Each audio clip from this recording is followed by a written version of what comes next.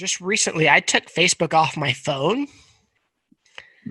and the amount of time I have saved is crazy stupid. Yep.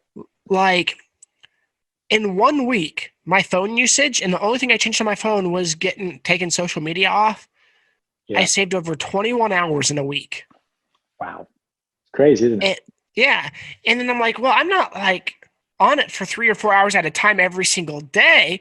But what I realized is I was allowing myself to be interrupted at different times, whether it's work or at the dinner table or watching a show with my wife and I'm kind of bored and I get on it. It has taken away from my ability to be present. Yeah. And that's exactly it. It's a fantastic point, because it's these little micro interruptions. There's something very deep. It's a whole rabbit hole, and it's something that appears in the book quite a lot. This idea of flow, getting into flow.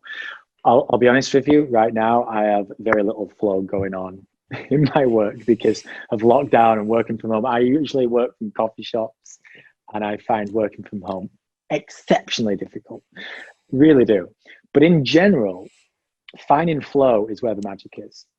And the reason I've been able to earn a lot more by doing a lot less is, over the last few years, is largely comes down to that notion.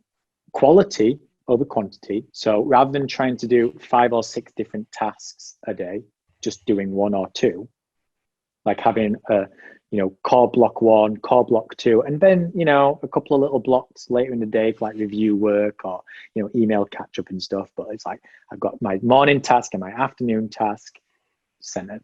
It's like flow. And whether you do get your work going for an hour or an hour and a half or 2 hours, you're getting quality out of it. And it's because you're removing these micro interruptions like Facebook, like email.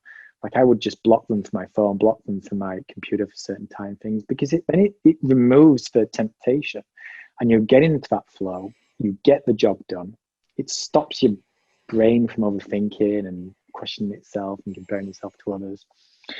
And yeah, I forget the exact science, but it's like once you get into flow, like a version of flow, and then you interrupt and move on to something else, it takes something like 20 minutes to just get back into the groove again.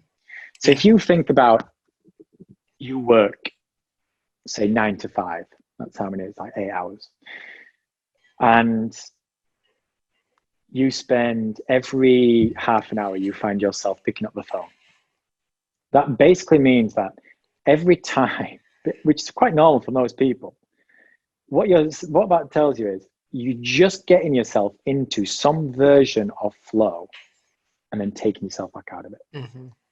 And you're building yourself back up and you're taking yourself out.